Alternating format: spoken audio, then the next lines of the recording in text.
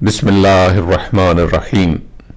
ہے ہماری درسگاہ کربلا کربلا۔ دوستو، ہم تاریخ کربلا کے خون آلود صفحات کا بغور مطالعہ کر رہے ہیں، اور ہماری صرف اور صرف ایک ہی خواہش ہے کہ ہم اپنے زمانے کے پاک امام اجل اللہ تعالی فرجہ شریف کی نصرت کے لیے کربلائیوں سے درس وفا حاصل کرنا چاہتے ہیں۔ ہم ان شہداء عالی مقام کے واقعات کو اپنی زندگی کے اندھیروں کو دور کرنے والا چراغ بنانا چاہتے ہیں۔ جس طرح ان عظیم انسانوں نے خود کو اپنے ولی العصر علیہ الصلوۃ والسلام پر قربان کیا، ہم بھی خود کو اسی طرح اپنے زمانے کے پاک امام اجل اللہ تعالی فرجہ شریف کی نالین اطہر پر قربان کرنا چاہتے ہیں۔ 230 ذی الحجہ 60 ہجری بمطابق 29 ستمبر 680 عیسوی بروز منگل رات کے وقت کاروان راہ رضا منزل زبالہ سے واقصہ کی طرف عازم سفر ہوا۔ سامنے والے راستے پر ایسا گرد و غبار نظر آیا جیسے کوئی گھوڑے سوار اپنے گھوڑوں کو سرپٹ دوڑاتے ہوئے آ رہے ہیں۔ اس وقت قافلہ پاک کے اگلے دستے نے بآواز بلند نعرہ تکبیر بلند کیا۔ جس وقت نعرہ تکبیر بلند ہوا تو قافلے میں موجود تمام نوجوان اپنے اپنے گھوڑوں پر سوار ہو کر آگے آ گئے۔ انہوں نے دیکھا کہ کوفہ سے کئی جوان اپنے گھوڑوں کو سرپٹ دوڑاتے ہوئے آ رہے ہیں۔ ان لوگوں نے بھی اپنے گھوڑے آگے بڑھائے۔ اس وقت آنے والے گھوڑ سواروں نے بھی نعرہ تکبیر بلند کیا، جو اس بات کی علامت تھا کہ ہم آپ کے دوست ہیں، دشمن نہیں ہیں۔ جس وقت آنے والے سواروں نے اپنے نقاب الٹے تو یہ جناب نافع بن ہلال بن جمل بن سعد العشیر بن مزہج الجملی بجلی تھے، جو کوفہ کے ایک سردار تھے، اور ان کے ساتھ ان کے غلام عمر ابن خالد اسدی، جناب مسلم ابن اوسجہ، جناب ابو عامر سیداوی اور جناب عابس بن شبیب شاکری علیہم السلام تھے، اور وہ کوفہ کے کئی دوسرے لوگ بھی ان کے ساتھ تھے جو ابن زیاد ملعون کی ناکہ بندی کو توڑ کر کریم کربلا علیہ الصلوۃ والسلام کی خدمت میں حاضر ہونے کے لیے آئے تھے۔ جس وقت یہ کاروان تسلیم و رضا کے قریب پہنچے تو اپنے گھوڑوں سے اترے، اور اذن ملتے ہی مولا کریم کربلا علیہ الصلوۃ والسلام کے قریب آئے۔ آتے ہی راہوار اطہر کی رکاب بوسی کی۔ اس کے بعد انہوں نے عرض کیا، آقا، ہمیں اس بات کا افسوس ہے کہ ہم اکیلے آئے ہیں۔ دل تو چاہتا تھا کہ اپنے اپنے قبائل کے کچھ جوانوں کو اپنی آپ جناب کی نصرت کے لیے ساتھ لے کر آتے، مگر کوفہ کے حالات ایسے تھے اور ہم بھی بڑی مشکل سے وہاں سے نکل پائے ہیں۔ ابن زیاد ملعون نے تمام راستوں کی ناکہ بندی کی ہوئی ہے، اور جس راستے پر آپ تشریف لے جا رہے ہیں اس کی بھی ناکہ بندی ہو چکی ہے، اور ہماری اطلاع کے مطابق کوفہ سے لے کر واقصہ تک پورا صحرا ابن زیاد کی فوجوں سے بھرا پڑا ہے۔ یعنی یہ 220 کلومیٹر کا پورا علاقہ فوجی چھاؤنی میں تبدیل ہوا تھا، کیونکہ واقصہ سے مغیثہ تک 93 کلومیٹر کا فاصلہ ہے، مغیثہ سے قادسیہ 56 کلومیٹر کا فاصلہ ہے، اور قادسیہ سے کوفہ 71 کلومیٹر سے بھی کچھ زیادہ بنتا ہے۔ بطن عقبہ کے واقعات کے ضمن میں امام کائنات علیہ الصلوۃ والسلام کا ایک خواب بھی نقل ہوا ہے۔ خواب کے بارے میں عرض کرنا چاہتا ہوں کہ خواب کا تعلق نیند کے ساتھ ہوتا ہے، اور شہنشاہ معظم علیہ الصلوۃ والسلام اس مقام پر آرام فرمان نہیں تھے۔ ممکن ہے اس مقام سے روانگی کے وقت انہوں نے اپنے راہوار کی بجائے ناکہ پر سفر کرنا مناسب سمجھا ہو، جیسا کہ اس زمانے میں گھوڑے کی بجائے محمل کے سفر کو آرام دہ سمجھا جاتا تھا، کیونکہ اس پر سائے کا بھی انتظام ہوتا تھا، اور اگر کوئی سونا چاہے تو اس موقع پر محمل میں یہ سونے کی سہولت بھی دستیاب ہوتی تھی۔ یہ بھی ممکن ہے کہ یہ خواب نہ ہو بلکہ کوئی مکاشفہ ہو جسے کریم کربلا علیہ الصلوۃ والسلام نے تعبیری الفاظ میں بیان فرمایا ہو۔ بہرحال اس کی حقیقت جو بھی ہو، مولا کریم کربلا علیہ الصلوۃ والسلام نے فرمایا تھا کہ ہم نے اپنے آپ کو معراج شہادت پر سرفراز دیکھا ہے، اور ہم نے دیکھا ہے کہ کئی کتے ہیں جو ہم پر جسارت کر رہے ہیں، اور ان کتوں میں ایک چت کبرا کتا ایسا بھی ہے کہ جس کے جسم پر سفید برس کے داغ دھبے تھے، جو ان تمام کتوں میں سب سے زیادہ گستاخ تھا، اور ہمارے ساتھ زیادہ جسارت وہی کر رہا تھا۔ اس کے بعد مولا نے فرمایا کہ جو شخص ہمیں شہید کرے گا وہ مبروس ہوگا، یعنی وہ برس کا شکار ہوگا۔ برس وہ مرض ہے جس میں انسان کا جسم میں سفید دھبے پڑ جاتے ہیں۔ تاریخ بتاتی ہے کہ جس وقت شمر ملعون امام مظلوم علیہ الصلوۃ والسلام کو شہید کرنے کے لیے آیا تھا تو مولا نے فرمایا تھا کہ ذرا گریبان کھول کر اپنا سینہ ہمیں دکھاؤ۔ اس ملعون نے گریبان کھول دیا تھا جس میں برس کے سفید داغ تھے۔ یہ دیکھ کر امام مظلوم علیہ الصلوۃ والسلام نے وہاں بھی یہی خواب بیان فرمایا تھا اور فرمایا تھا کہ وہ ملعون، ہم نے جو مبروس کتا دیکھا تھا وہ تم ہی ہو۔ اس خواب کو سن کر شمر ملعون انتہائی طیش میں آ گیا تھا اور اس نے کہا تھا اچھا اب میں آپ کو پس گردن سے شہید کروں گا۔ بطن عقبہ سے 48 کلومیٹر آگے پہاڑی سلسلہ کے اختتام پر واقسہ کا قصبہ تھا۔ یہاں امام مظلوم علیہ الصلوۃ والسلام کا کاروان تسلیم و رضا 30 ذی الحجہ بمطابق 29 ستمبر بروز منگل سپہر کے وقت پہنچا۔ یہاں جس وقت خیام آراستہ ہو گئے تو کریم کربلا علیہ الصلوۃ والسلام نے جناب نافع بن ہلال بن جمل علیہ السلام اور جناب عمر ابن خالد اسدی علیہ السلام، جناب مسلم ابن اوسجہ علیہ السلام، جناب ابو عامر سیداوی علیہ السلام اور جناب عابس بن شبیب شاکری علیہ السلام کو اپنا ایک خیمہ اطہر میں یاد فرمایا۔ ان کے ساتھ ساتھ پاک خاندان کے افراد اور اصحاب خاص بھی جمع ہو گئے۔ یہاں کریم کربلا علیہ الصلوۃ والسلام نے ان لوگوں سے کوفہ کے تفصیلی حالات سنے۔ جناب مسلم ابن اوسجہ علیہ السلام اور جناب نافع بن ہلال علیہ السلام نے ابن زیاد ملعون کی تمام کاروائیوں کے بارے میں مولا کو آگاہ فرمایا اور انہوں نے ہی جناب عبداللہ بن یکتر علیہ السلام اور جناب قیس بن مسخر سیداوی علیہ السلام کی شہادت کی خبر بھی دی۔ آپ کو یاد ہوگا کہ یہ وہ دونوں خوش نصیب ہیں جو مولا کریم کربلا علیہ الصلوۃ والسلام کے قاصد بن کر کوفہ آئے تھے۔ جناب قیس بن مسخر سیداوی علیہ السلام پر تو کوفہ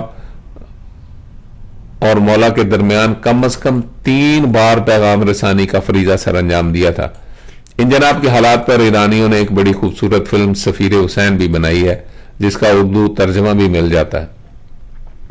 یہ فلم بھی طالبان نصرت کے بار بار دیکھنے کے لائق ہے۔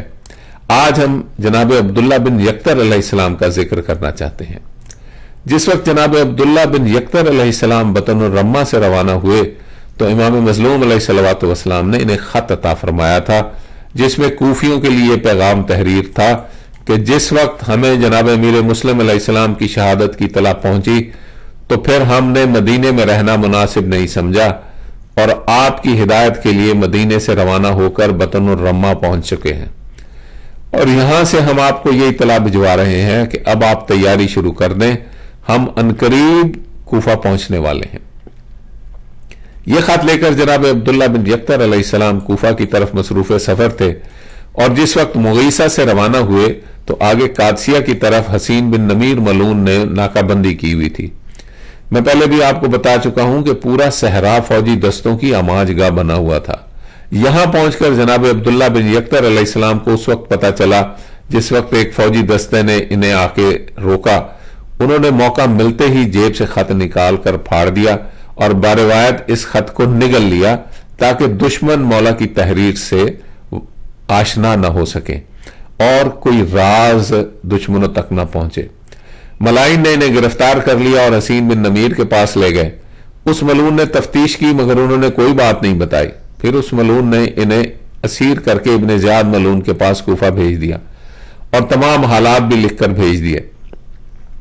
ابن زیاد ملعون نے انہیں دربار میں منگوایا اور ان سے پوچھا کہ تم کون ہو؟ انہوں نے فرمایا کہ ہم امام مظلوم علیہ الصلوۃ والسلام کے ایک وفادار غلام ہیں۔ اس ملعون نے پوچھا تم کوفہ کیوں آئے تھے؟ انہوں نے فرمایا کہ ہمیں ہمارے آقا نے اہل کوفہ میں سے کچھ لوگوں کے نام خط عطا فرمایا تھا، ہم وہ خط ان تک پہنچانے کے لیے آئے ہیں۔ اس ملعون نے کہا تم مجھے ان کوفی سرداروں کے نام بتاؤ جن کے نام وہ خط تھا۔ انہوں نے فرمایا کہ یہ ناممکن ہے کہ میں اپنے مولا علیہ الصلوۃ والسلام کے شیعوں کے نام تمہیں بتا دوں، यूं समझो कि मैं उनके बारे में कुछ नहीं जानता। उस मलून ने जुल्म शुरू किया और कहा कि मैं तुमसे दो काम जरूर कराऊंगा, एक तो कूफी सरदारों के नाम जरूर पूछूंगा और दूसरा मैं आपसे आपके इमाम अलैहिस्सलातु वस्सलाम के बारे में जुबान भी खुलवाऊंगा, यानी जसारत करवाऊंगा। जनाब अब्दुल्ला इब्न यक्तर फरमाते हैं कि अगर तुम ये काम कराना चाहते हो तो फिर हमें अहले कूफा के हजूम आम के सामने ले चलो, वहां हम कोई बात करेंगे।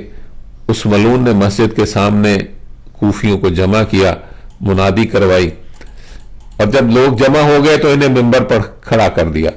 उस वक्त उन्होंने एक जामे खुतबा दिया और फिर फरमाया कि इब्न ज़ियाद मलून ने हमें पाक खानदान अलैहिस्सलातु वस्सलाम के खिलाफ जबान खोलने का हुक्म दिया है, मगर मैं तुम सबको गवाह बनाकर इस मलून अजल पर लानत करता हूं, इसके बाप और इसकी झंडे वाली मां पर भी लानत करता हूं और आप सबको बताता हूं कि शहंशाह करबला अलैहिस्सलातु वस्सलाम बतनुर रम्मा पहुंच चुके हैं। आप सब अपने इमाम ज़माना अलैहिस्सलातु वस्सलाम की नुसरत के लिए तैयार हो जाओ। इसी दौरान इब्न ज़ियाद मलून के सिपाहियों ने उन्हें मिंबर से उतार लिया और दोबारा दरबार में ले आए। उस मलून ने हुक्म दिया कि इन्हें मस्जिद कूफा के मीनार या माजूना जो अजान देने की जगह होती है उसके ऊपर ले जाओ और वहां से नीचे गिरा दो। सारी दुनिया देख रही थी कि जिस वक्त उन्हें मस्जिद के मीनार के ऊपर ले जाया जा रहा था उनकी निगाह आसमान की तरफ थी और उनकी जुबान पर एक ही फिक्रा था कि ऐ मेरे खालिक, मेरी ये कुर्बानी कबूल फरमाना और मेरी इस कुर्बानी को मेरे आका का सदका करार दे देना, मुझे उनका फिदिया शुमार करना, मेरे मौला को हर दुख और हर तकलीफ से हमेशा हमेशा के लिए महफूज रखना, मेरे मौला के हिस्से में जितने भी दुख हैं मालिक वो सारे दुख मुझे दे दे और मेरे मौला को इन तमाम दुखों से महफूज फरमा दे। फिर इन्हें मीनारे मस्जिद से जमीन की तरफ गिरा दिया गया। जिस वक्त ये जमीन पर आए तो अभी उनमें रमक जान बाकी थी। काजी शुरैह मलून ने उस वक्त इनका जिस्म अथर से उनका सर अथर जुदा किया। इनकी शहादत की खबर इमाम मजलूम अलैहिस्सलातु वस्सलाम को वाकिसा के मकाम पर मिली। उस वक्त इमाम मजलूम अलैहिस्सलातु वस्सलाम ने पाक पर्दादारान तौहीद और रसालत सल्लल्लाहु अलैहि से फरमाया कि आप जनाब अब्दुल्ला बिन यक्तर अलैहिस्सलाम की ताजियत की सफ बिछाएं और उनकी ज़ईफ वालदा से ताजियत भी करें और जनाब अब्दुल्ला बिन यक्तर अलैहिस्सलाम का पुरसा भी उनकी पाक वालदा को दें। ये जनाब अब्दुल्ला बिन यक्तर अलैहिस्सलाम इमाम मजलूम अलैहिस्सलातु वस्सलाम के हम उम्र थे और उनकी वालदा जनाब मैमूना खातून सलामुल्लाह अलैहा उस वक्त बहुत ज़ईफ थी। ख़ैमे अथर में उनके लाल की सफ़े मातम बिछाई गई।